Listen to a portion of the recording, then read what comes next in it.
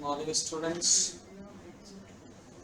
आज के अकाउंटेंसी के क्लास में यानी बिजनेस अकाउंट का जो हम लोग का क्लास चल रहा है, आज के इस क्लास में, आज के इस सेशन में हम लोग बात करेंगे बुक कीपिंग के बारे में और different different types of book keeping के बारे में। ठीक है, अभी तक के सेशन में हम लोगों ने अकाउंटिंग के बारे में, अकाउंटिंग कॉन्सेप्ट के बारे में जाना। आज थोड़ा जान लेते हैं बुक कीपिंग के बारे में, क्योंकि अकाउंटिंग जैसे ही प्रोसेस हम लोग यूज करते हैं, अकाउंटिंग के बारे में स्टडी करते हैं, तो एक अकाउंटेंट को ना बुक कीपिंग के बारे में भी जानकारी होनी जरूरी है। सबसे पहले मैं बता दूं कि अकाउंटिंग करने के लिए आपको एक प्रोफेशनलिज्म होना जरूरी है, यानी कि आपको अकाउंटिंग के सारे रूल्स रेगुलेशन पता होना जरूरी है। बुक कीपिंग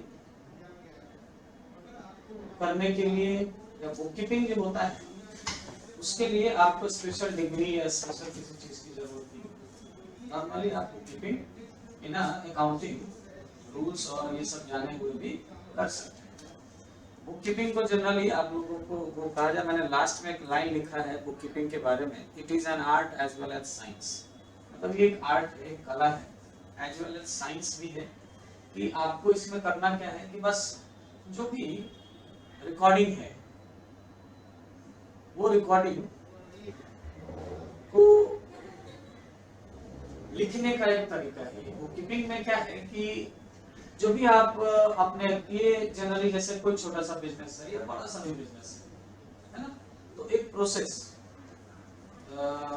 जैसे हमने इतने रुपए का एक्सपेंस करा, इतने रुपए इनकम आया, इतने रुपए हमने किसी XYZ को पे किया या इतना रुपए किसी XYZ से हमने रिसीव करा। ये सिंपल एक वे है। अगर आपने उसे एक रजिस्टर में, एक बुक में लिखना शुरू किया तो ये तो कोई भी लिख सकता है ना, इसके लिए किसी तरह की कोई टेक्निक या कोई यूज करने की जरूरत नहीं है ना। लेकिन वही चीज अगर अकाउंटिंग में किया जाए तो इन सारी चीजों को आपको एक स्पेशल वे में लिखना होता है। ठीक है, तो बुक कीपिंग में होता क्या है कि बस कोई भी बुक कीपर बन सकता है। बुक कीपर यानी क्या, जो भी ट्रांजैक्शन, जो भी बिजनेस आप ऑपरेट कर रहे हो या जिस किसी भी बिजनेस में आप वहां पे इंक्लूडेड हो, उसके डेली के, रोजमर्रा के जो भी ट्रांजैक्शंस है ना, उनको फाइनेंशियली रिकॉर्ड करना। तो रिकॉर्ड तो कोई भी कर सकता है। रिकॉर्ड लिखने के लिए जैसे राम से हमने कुछ सामान परचेज करा, श्याम को हमने कुछ सामान सेल किया, तो ये लिखने में कोई तो बड़ा ये नहीं, आसानी से लिख सकते।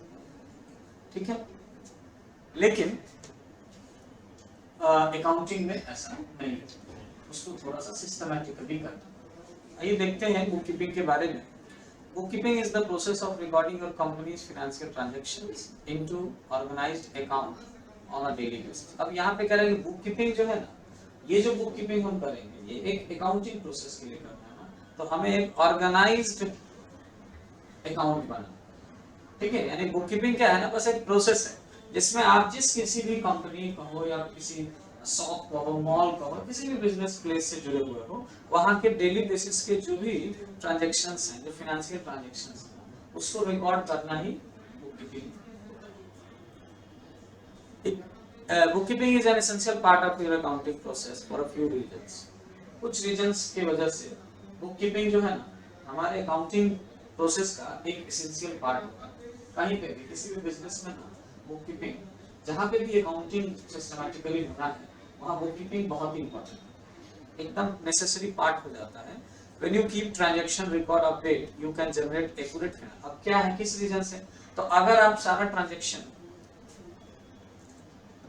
एक्यूरेट रिकॉर्ड करके रख रहे हो, बिल्कुल परफेक्टली रख रहे हो ना, तो उससे क्या होगा कि आपका जो फाइनल रिपोर्ट है ना, यानी फाइनेंशियल रिपोर्ट, इसको मेजर करने में या उसको रिपोर्ट्स को अच्छे तरीके से जनरेट करने में ना, ये बहुत ही हेल्पफुल है।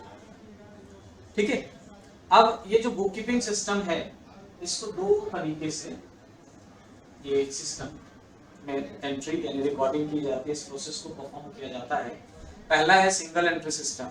सिंगल एंट्री सिस्टम को जनरली इनकम्प्लीट सिस्टम भी कहा जाता है, क्योंकि इसमें ओनली वन, सिर्फ एक ही एस्पेक्ट को रिकॉर्ड किया जाता है। जैसे हम लोग जनरली हम लोगों ने पढ़ा ना अकाउंटिंग कॉन्सेप्ट में पढ़ा था, डुअल एस्पेक्ट कॉन्सेप्ट, दो पक्ष होते हैं, दो एस्पेक्ट होते हैं, एक डेबिट और एक क्रेडिट। सिंगल एंट्री सिस्टम में ये रूल फॉलो नहीं होता, यहाँ पे डेबिट और क्रेडिट होना जरूरी नहीं है, बस एक ही चाहिए कोई। तो इसको डिफाइन करते हैं, देखते हैं। Single entry book keeping is a straight forward method where one entry is made for each transaction in your books. तो एक एंट्री ही करना है, कोई भी ट्रांजैक्शन का एक ही एंट्री बुक में करना है। These transactions are usually mentioned in a cash book to track incoming revenue and outgoing expense। मतलब इसका जनरली ये जो सिंगल एंट्री सिस्टम का रिकॉर्ड होता है ना, वो कैश बुक में आता है। कैश बुक एक प्रोसेस है, आगे हम लोग पढ़ेंगे। इसमें क्या होता है कि कितना इनकम आया और कितना एक्सपेंस हमने किया है, उसी को लिखा जाता है, उसी को रिकॉर्ड किया जाता है। तो उसमें क्या होता है कि आपको एक ही किस चीज के लिए एक्सपेंस किया गया या किस चीज से इनकम आया, बस इतना ही लिखना होता है, दूसरा वहां लिखने की जरूरत नहीं है, ठीक है। तो इसलिए इसको इनकम्प्लीट भी माना जाता है। You do not need formal accounting training for the single entry system. Single entry system के लिए आपको फॉर्मल अकाउंटिंग ट्रेनिंग की जरूरत नहीं है, मतलब आपको कोई अकाउंटिंग रूल नहीं करना है ना। आपको लिखना है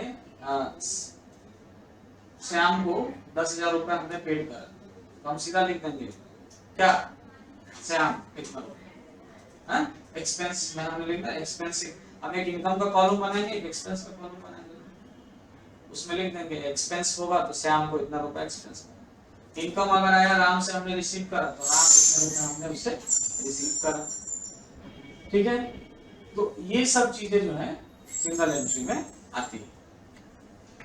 In general, a single entry works well for companies or business without any proper asset। मतलब ऐसे बिजनेस जहाँ पे कोई प्रॉपर एसेट नहीं है, बस एक नॉर्मल हो रहा है बिजनेस, हाँ पैसा इन्वेस्ट करते हैं, सामान लाते हैं, फिर उसको बेचते हैं, उससे इनकम करते हैं। तो सिंपली क्या है कि सिंगल एंट्री सिस्टम क्या है, तो only one record, only one aspect, किसी भी ट्रांजैक्शन के एक ही एस्पेक्ट के रिकॉर्डिंग का जो प्रोसेस है वो सिंगल एंट्री सिस्टम।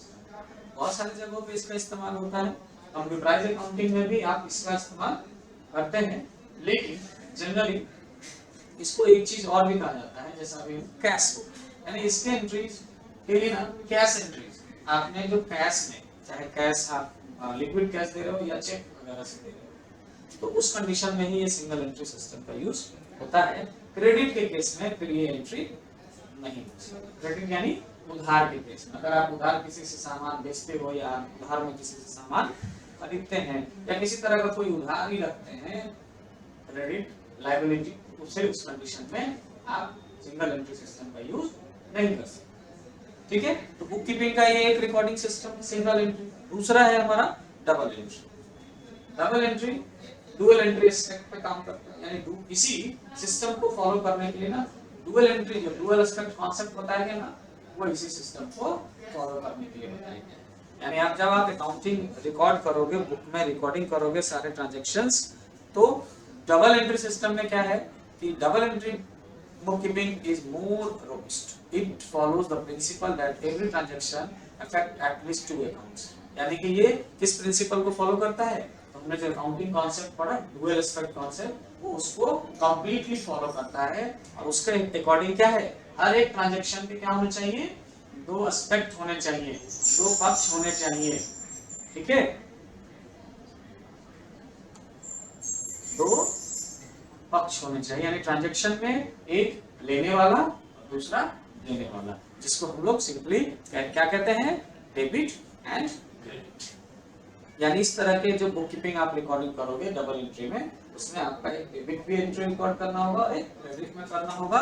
और इस तरह के ट्रांजैक्शन में आप कैश ट्रांजैक्शन भी रिकॉर्ड कर सकते हैं एंड क्रेडिट ट्रांजैक्शन भी रिकॉर्ड कर सकते हैं। एग्जांपल पे देखते हैं, if you make a sale of sale for ₹100, your cash account will be debited for ₹100 and your sale account will be credited by the same, है ना। मतलब अगर आप कैश सेल कर रहे हो, तो सिंगल एंट्री सिस्टम में हम क्या लिखते हैं, सिर्फ हम लिखते हैं सेल और ₹100 डाल देते हैं, वहां पे हम दूसरा नहीं लिखते। या डबल एंट्री में क्या है, कैश सेल कर रहे हैं तो हमारे कैश अकाउंट जो कि डेबिट होगा ₹100 का, और फिर सेल अकाउंट हमें क्रेडिट करना है ₹100।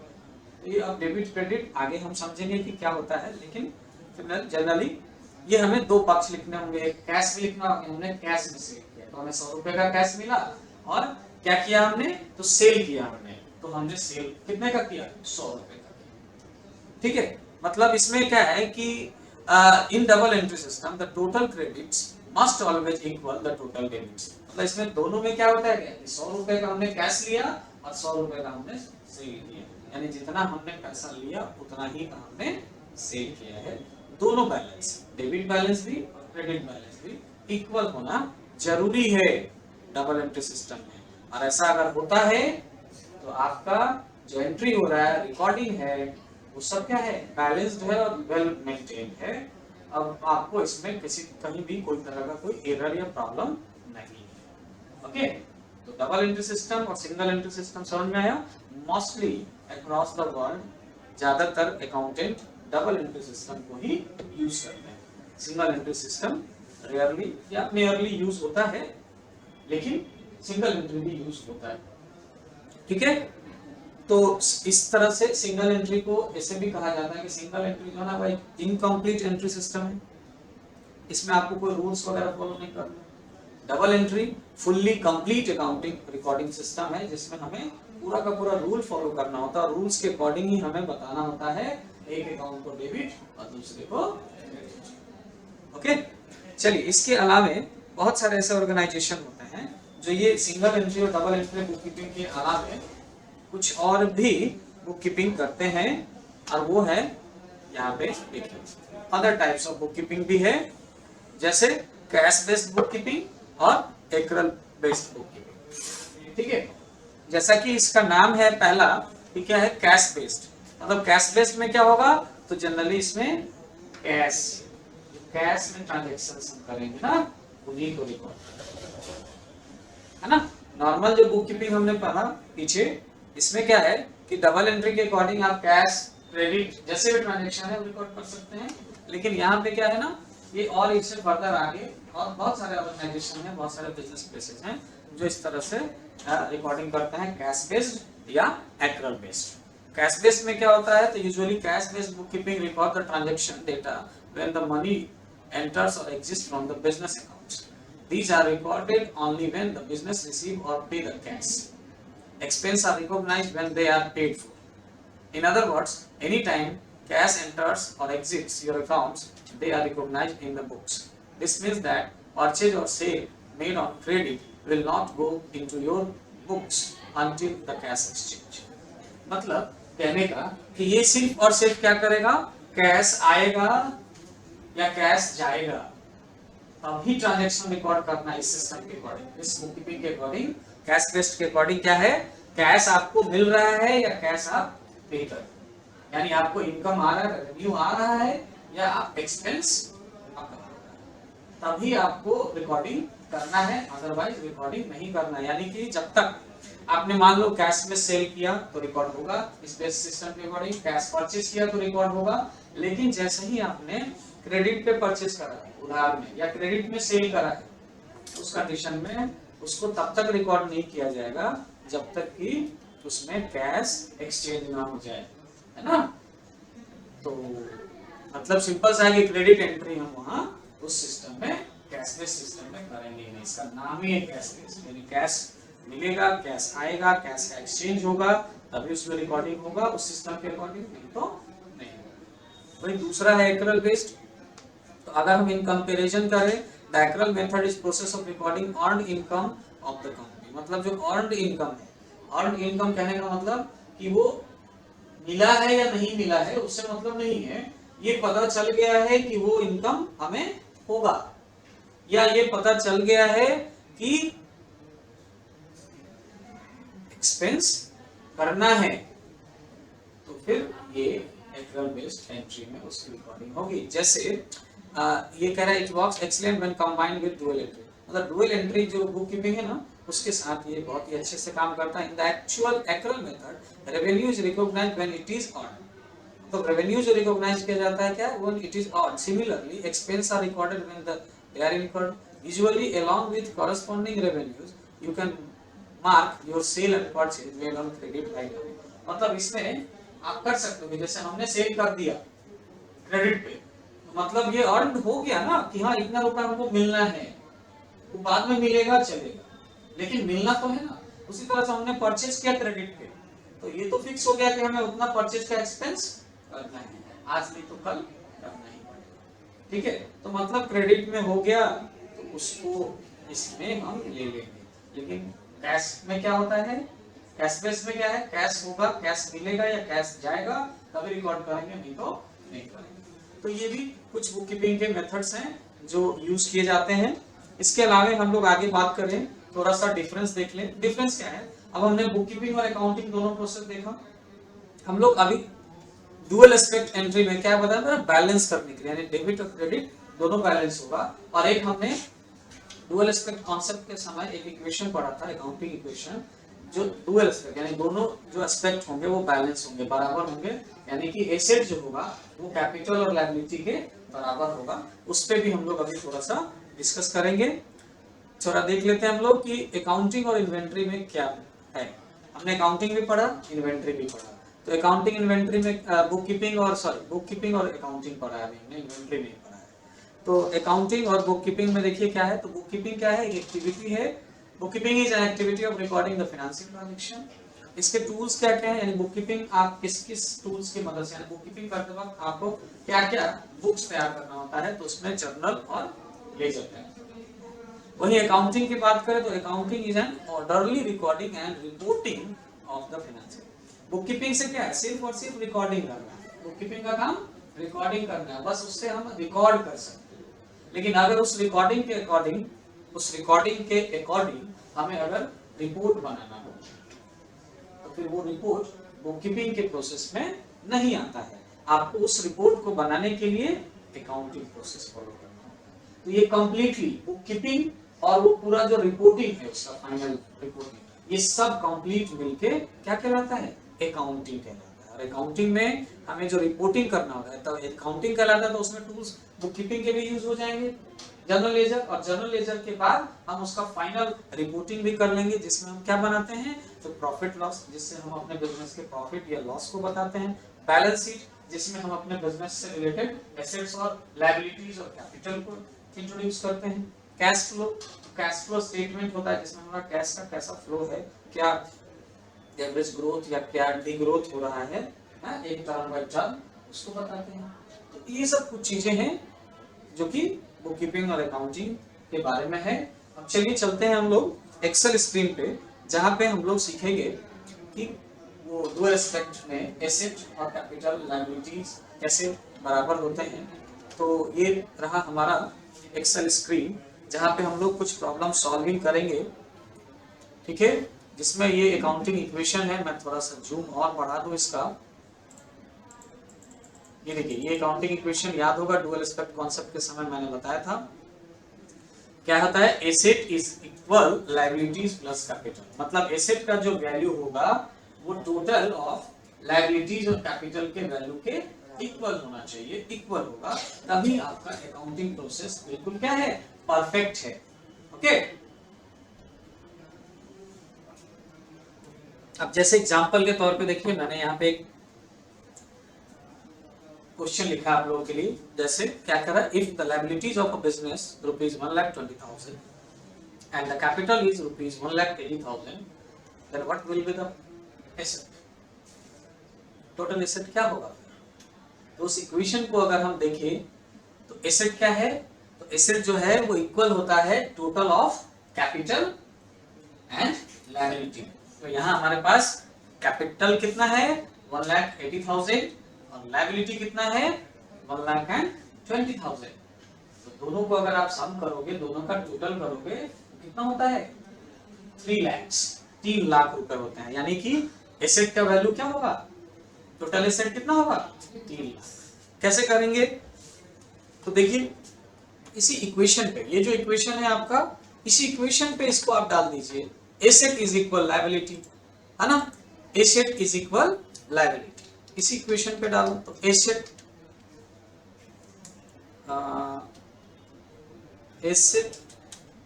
इज इक्वल लायबिलिटी, है ना, लायबिलिटीज प्लस कैपिटल। ये इक्वेशन डालेंगे ना तो हमें एसेट पता करना है, तो हम ले लेते हैं क्या, लायबिलिटीज कितना है 1,20,000, एसेट कितना है 1,80,000, सॉरी कैपिटल 1,80,000, तो एसेट क्या हो जाएगा is equal 1,20,000 plus 1,80,000 is equal 3 lakh. तो ये 3 लाख इसके इक्वल हुआ ना। हाँ, तो ये इक्वेशंस आपको आगे और भी अलग एग्जांपल से ये तो सिंपल सा था ना, इतना ही कैपिटल इतना लायबिलिटी है तो एसेट क्या होगा, तो हमने टोटल जोड़ लेना है, टोटल ऐड कर लेना है। हाँ, एसेट और जो होता है वो क्या होता है, लायबिलिटी और कैपिटल का टोटल होता है।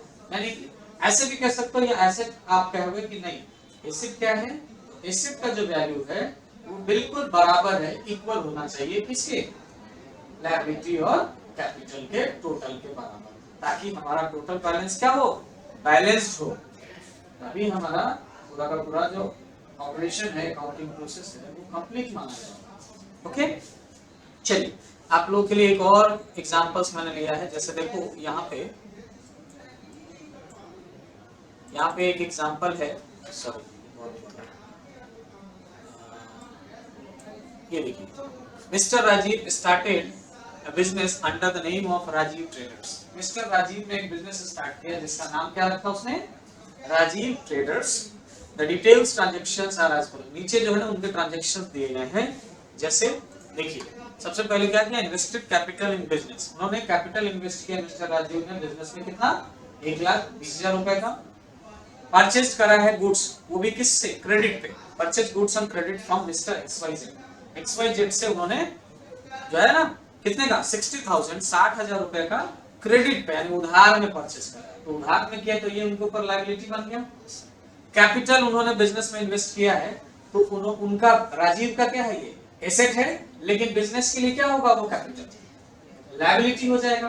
ओके, नेक्स्ट है sold all goods purchase before full cash. मतलब ऊपर सेकंड नंबर में जितना सारा गुड्स उन्होंने खरीदा था ना, तो सब के सब उन्होंने क्या किया, बेच दिया। कितने में बेचा, 80,000, यानी 60,000 रुपए का खरीद के लाए थे, 20,000 रुपए उन्होंने प्रॉफिट लिया और उसको 80,000 में बेच दिया। ठीक है, तो क्या 80,000 उनका पूरा इनकम है क्या, इनकम कितना होगा उनका 20,000। 60,000 रुपए का तो उनका परचेज कॉस्ट था, उनका 80 में बेचा, 20,000 रुपए का प्रॉफिट था। ओके, अब नीचे कह रहा है पेड सैलरी, उन्होंने सैलरी स्टाफ रखे हुए सैलरी पेड करा 12,000 का। तो ये क्या हो गया, ये तो एक्सपेंस हो गया है ना। ये एक्सपेंस किसमें से बच जाएगा, इनका जो इनकम आया होगा उसी से।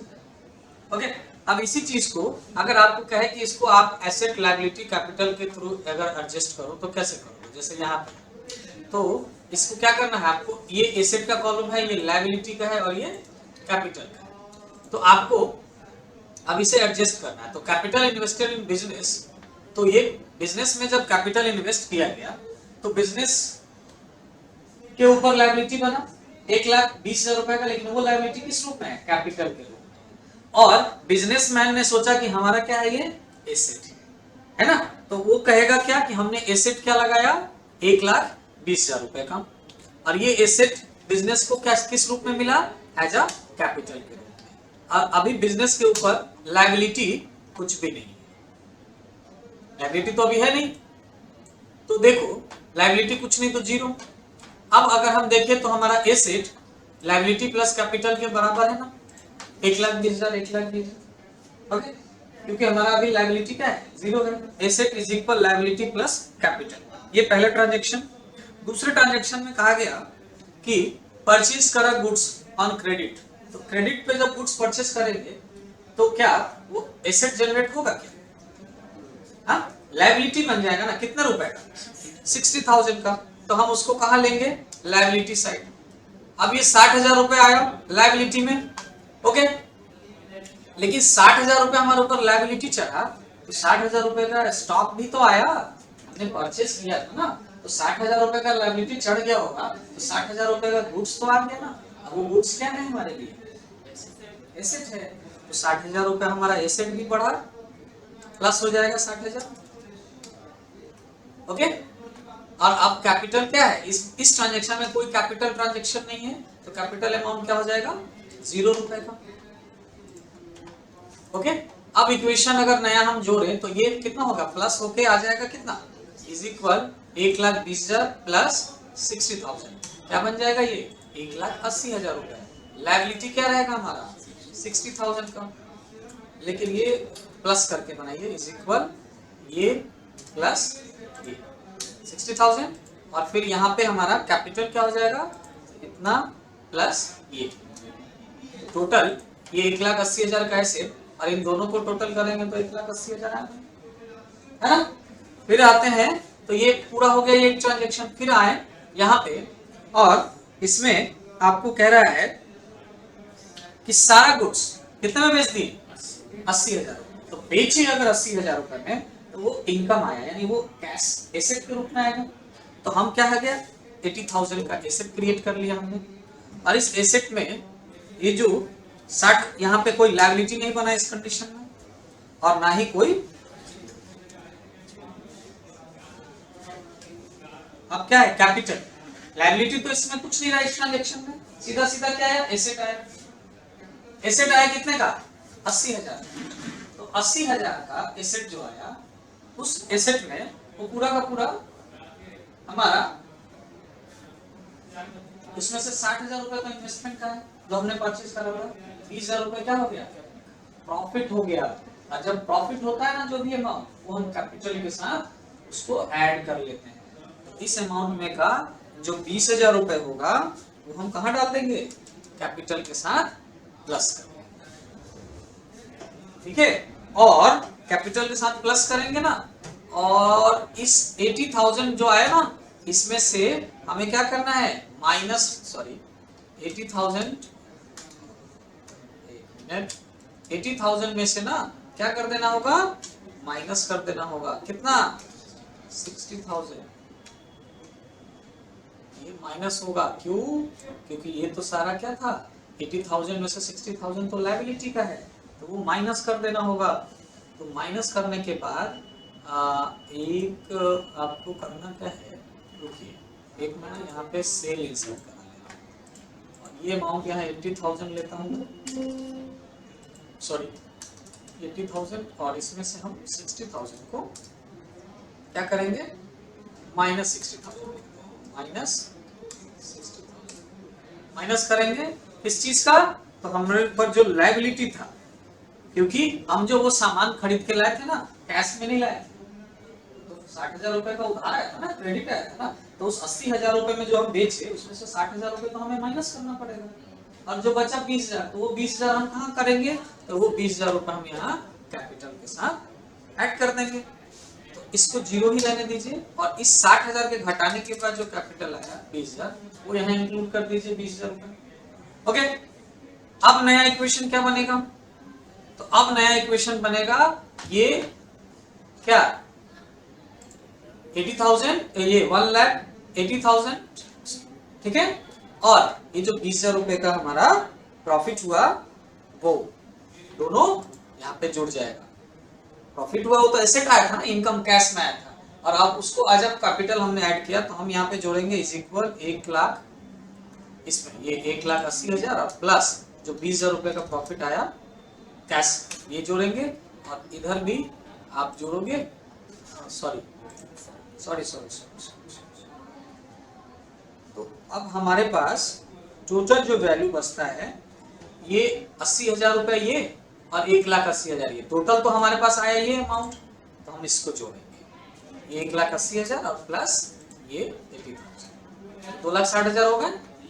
ओके, और हमने ये जो 60,000 रुपए जो हमने माइनस किया वो क्या था, वो लायबिलिटी को हमने पे कर दिया ना, तो 60,000 रुपया यहाँ पे हम,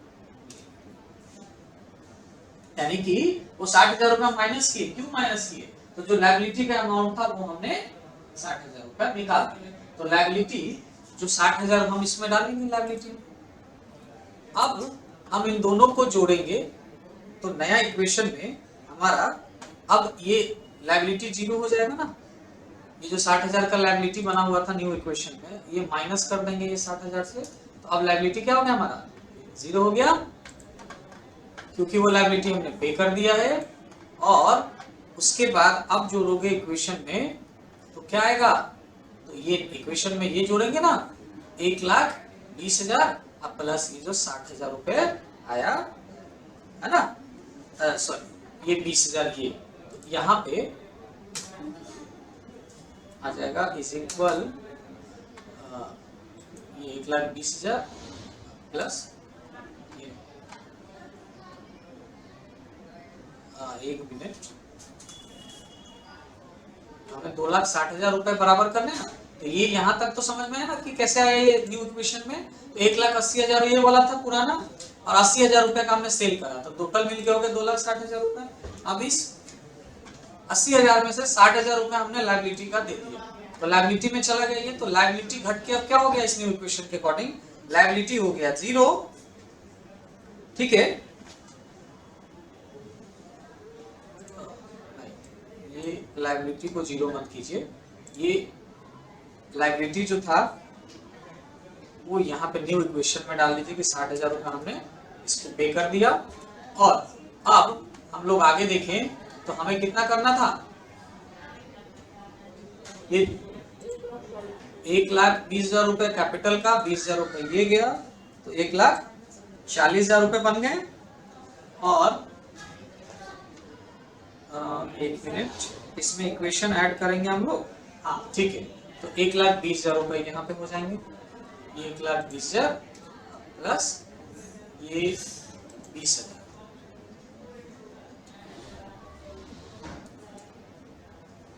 1,40,000 और ये 60,000 तो ये कितने बन जाएंगे, दोनों को ऐड करेंगे तो 2 ही लाख बना। 60,000 रुपए हमको और मिलाने हैं ना, 60,000 रुपए और लाने होंगे। कहीं पे कोई मिस्टेक तो नहीं हो रहा, एक मिनट, तो ये ऊपर से देखिए पहले हमने इन्वेस्ट करा कैपिटल तो एसेट आया 1,20,000 और कैपिटल आ गया 1,20,000 रुपए। फिर उसके बाद हमने करा क्या, 60,000 रुपए का क्रेडिट पे खरीदा सामान तो 60,000 रुपए का एसेट बढ़ गया गुड्स के रूप में और 60,000 रुपए लायबिलिटी भी बढ़ गई हमारी। ठीक है, तो न्यू इक्वेशन के अकॉर्डिंग क्या हो गया, तो ये जो दोनों एसेट वैल्यू था मिलके हो गया 1,80,000 रुपए, लायबिलिटी उसमें 60,000 और कैपिटल 1,20,000। तो इन दोनों को अगर हम जोड़े तो ये क्या बन गया 1,80,000 लायबिलिटी प्लस कैपिटल और ये भी बन गया क्या 1,80,000 एसेट का वैल्यू। उसके बाद फिर हमने सोल्ड कर दिया, ये ऊपर का जो 60,000 रुपए का सामान खरीदा था वो 80,000 रुपए में सेल कर दिया। 80,000 में सेल करने पे हमें क्या मिला, तो हमें मिला क्या, इस 80,000 में से हमने 60,000 रुपए का लायबिलिटी ले रखा था तो 60,000 रुपए घटा दिया, तो 60,000 रुपए घटाया तो अब हमारे पास एसेट के रूप में कितना बचा है, ओनली 20,000 20,000 रुपए। तो हम यहाँ पे ना इस 1,80,000 में प्लस करेंगे 20,000 तो ये 2 लाख आ गया। और ये 60,000 रुपए जो हमने 80,000 रुपए में से निकाला वो कहाँ दिया, लायबिलिटी में दे दिया, जो लायबिलिटी परचेज करा था वो। और ये जो 20,000 रुपए प्रॉफिट हुआ वो कैपिटल के साथ इंक्लूड कर दिया गया, तो 1,20,000 और 20,000 हो गए 40,000, 1,40,000 और ये लायबिलिटी के 60,000 भी हमने पूरा कर दिया। ठीक है, तो ये हो गया 1,40,000 प्लस 60,000 2 लाख। और यहाँ न्यू इक्वेशन में ये एसेट क्या बना, कैसे जो एसेट आया है, जो हमें इनकम, जो हमारा अपना एक्चुअल रेवेन्यू था वो एज ए एसेट हम इंक्लूड करेंगे। अब मैंने क्या किया था, टोटल जो हमने कमाया वो कर दिया, जबकि मैंने अभी बताया था थोड़ी देर पहले कि 80,000 में से हमारा इनकम कितना है, ओनली 20,000, क्योंकि 60,000 रुपए का तो लायबिलिटी, तो हमें यहाँ 20,000 ही जोड़ना था।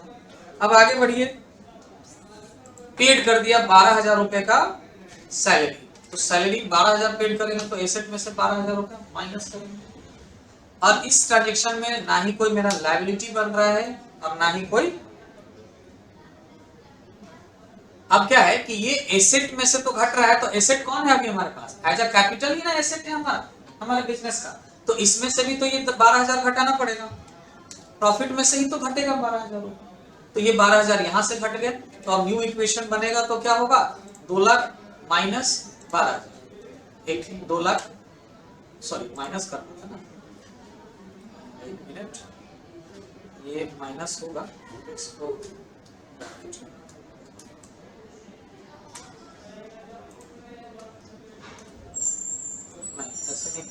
सीधा क्या करेंगे 2 लाख माइनस 1,88,000 और यहाँ पे भी वही करेंगे। तो यहाँ पे तो ये दोनों जोड़ना पड़ेगा, तो एक ब्रैकेट में ले लेते हैं, ये 60,000 प्लस 40,000 माइनस 12,000। ठीक है, तो ये हमारा इक्वेशन हो गया इक्वल न्यू इक्वेशन में लास्ट के अकॉर्डिंग। तो हमें हमेशा क्या करना है कि हमेशा याद रखना है अलग अलग ट्रांजेक्शन में कितना एसेट आ रहा है, कितना लायबिलिटी बन रहा है या नहीं बन रहा है, कितना कैपिटल में से घट रहा है।